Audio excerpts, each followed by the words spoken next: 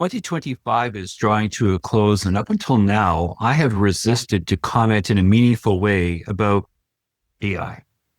And I've been amazed at how artificial intelligence has not only transformed our economy, but also capital markets. Also, it's transformed the way we think about what our careers might look like down the road and what society might look like. It's all very interesting, and a lot of people have opinions, and I'm not alone in having my own.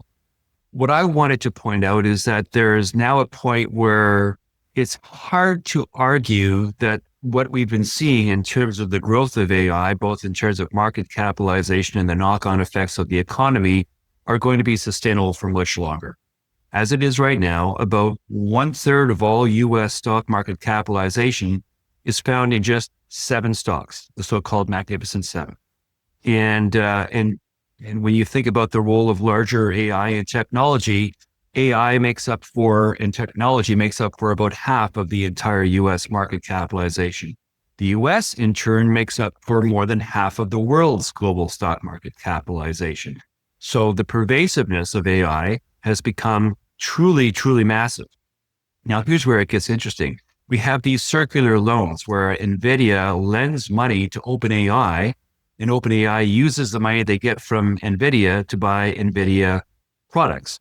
So it's circular, and that's about 15% of all the market cap of OpenAI is just money that they're getting from NVIDIA to buy NVIDIA products. The problem, of course, is that OpenAI is not making any money. It's losing money in a massive, massive way. We also have a massive need for power, for the ability to actually have the power to generate what's needed for AI to be able to have a major impact in the world. There's a serious question as to whether or not the growth of AI will be sustainable as a result of the ability to spend enough money to have the power to actually power the data centers. And that's another concern. I have been saying for many, many years now that I'm concerned about market valuations being high in general and U.S. stock market valuations being high in particular. And even more specifically, my concern is with regard to the Mag 7. You can do whatever you want with your portfolio. I would simply point out that it's important that you, as we head into the new year, maybe make a New Year's resolution to do what you can to think about risk, taking risk off the table.